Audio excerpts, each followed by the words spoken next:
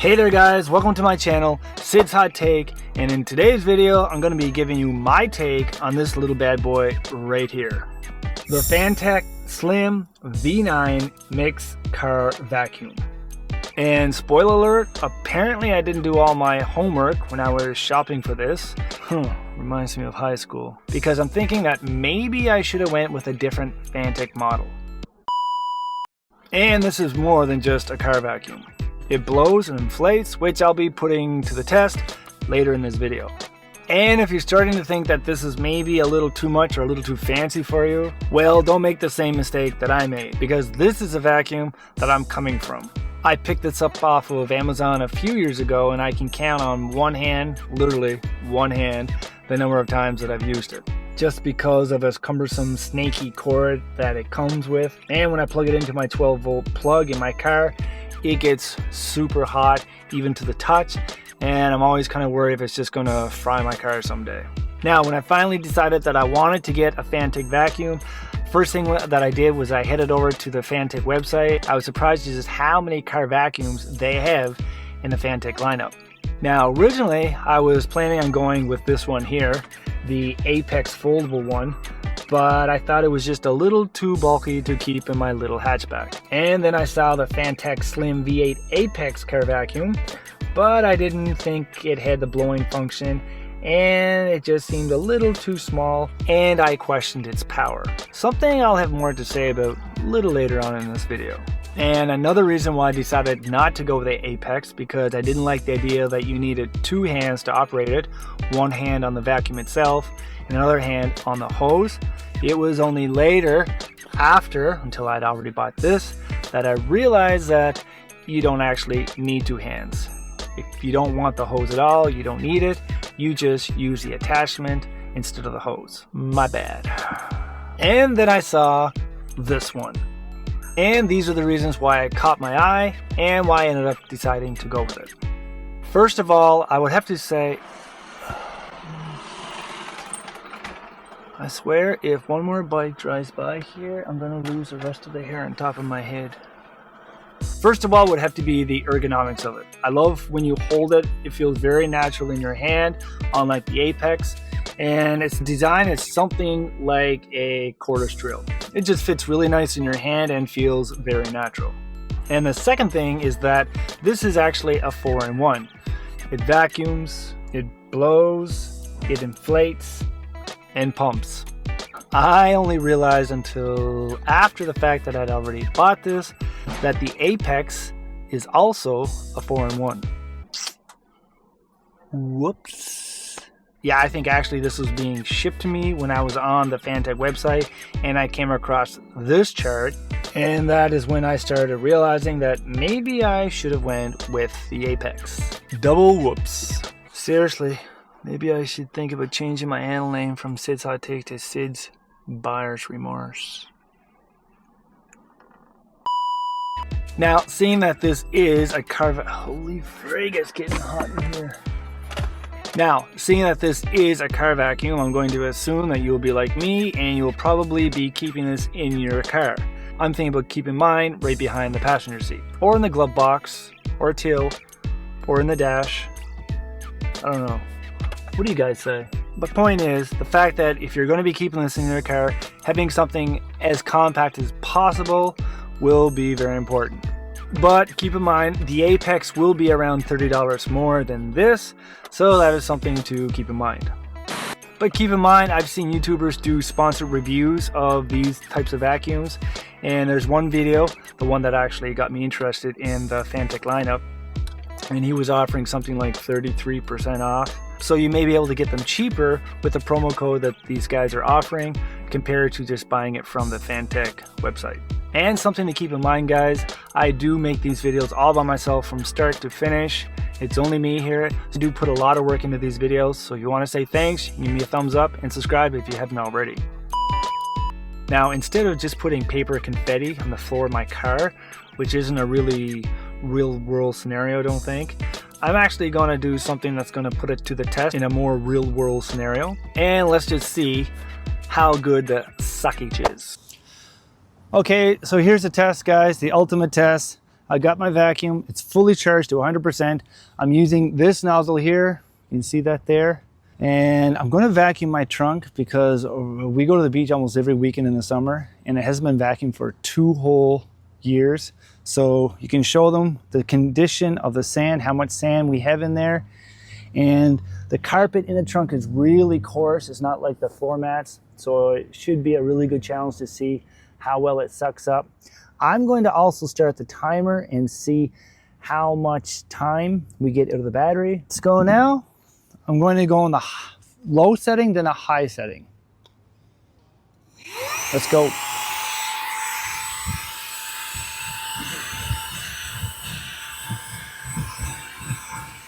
You can see it is really coarse rug carpet. Now let's do another group. Go to high setting. Let's do another one.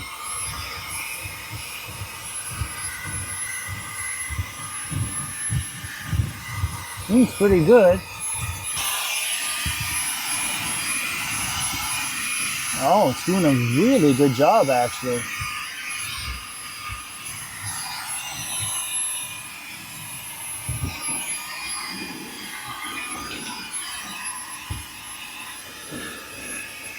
Wow, this is nice and broad. So you can cover a lot of space in a short amount of time. I like this.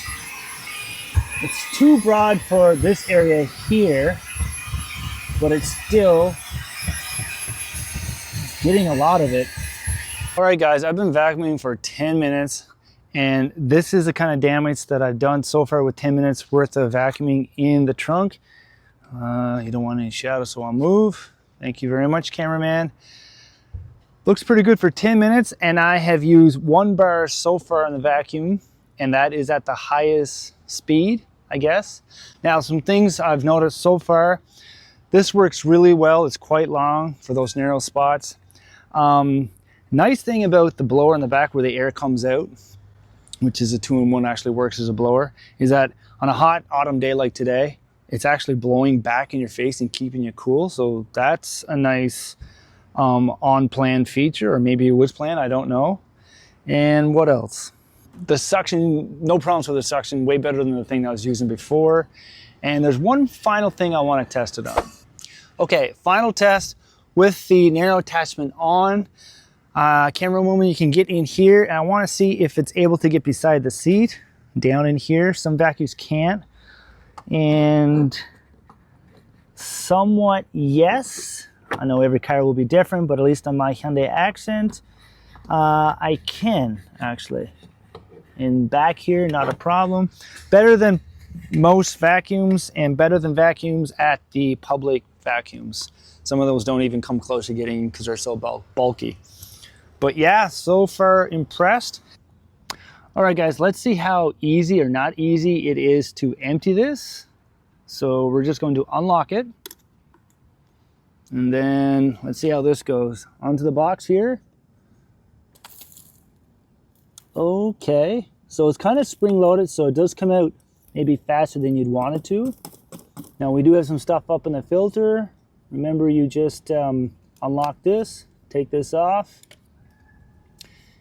If the filter doesn't want to come out, you can push it through like this. Okay. Ooh, so that is nice and easy to clean. It comes with a brush that you could use, but you don't have to be too fussy because this is a filter for a vacuum after all, not a swimming pool. Okay, so there you have it. And remember, guys, if your filter is kind of dirty like this still is, I got some dust in there, this is a vacuum and a blower. I forgot the needle nose attachment upstairs in the house. But even if you don't have it, still blows well. I'm going to turn it on.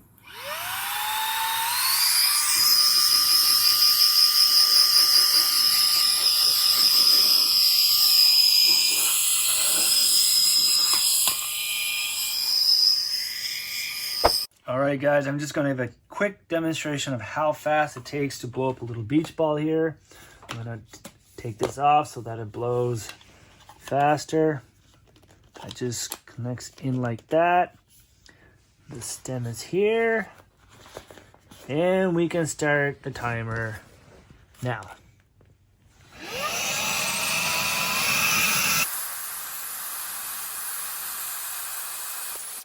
All right, that was 30-ish seconds, I guess.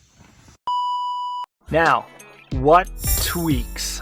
Well, there's actually just one tweak that I can think of, and it's a tweak that I wish that it already had, but I realized even before I bought this, and that is, I wished it had a light.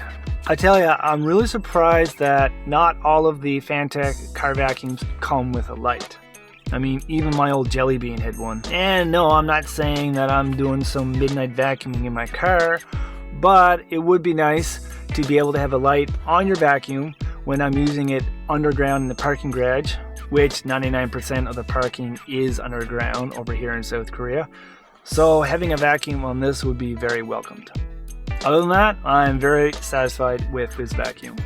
Oh, there is one more thing I want to add to this. There's a one-way flap in this vacuum so that when the dirt goes in, it doesn't like just fall right back out. I guess the seal isn't that tight because while I was editing this video, I had this just laying on my couch, and over the last couple days it was being moved around and stuff, and I noticed that there was sand coming out of my vacuum onto my couch, which isn't a deal breaker at all. I'm just bringing it up now because depending on where you keep it, whether it's in your house or in your car, I just want to make sure that I keep the vacuum in an upright position, because if it's downwards from hitting the bumps and stuff in your car, debris will make its way out. And the final question is, would I buy this puppy again? My girlfriend is going to tear me a new one when she sees this video.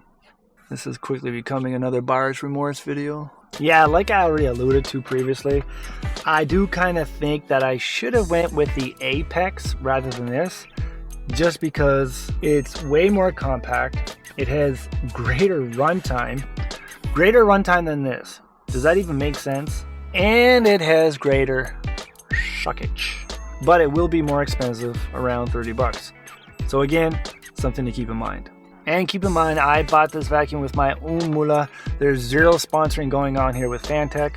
But if you do want to take a closer look at these, anything that I mentioned in this video, I'll have the Amazon links down below in the description. And by clicking on those, they'll take you right over to Amazon, which hopefully will make your shopping experience a little smoother. Oh, recently I got a Yeti tumbler and I wasn't totally satisfied with it. So I made a video about how Yeti helped me to rectify the situation and how the tumbler has become my new favorite daily tumbler. So if you want to check out that video, you can click on it here. I think you may enjoy it. See ya.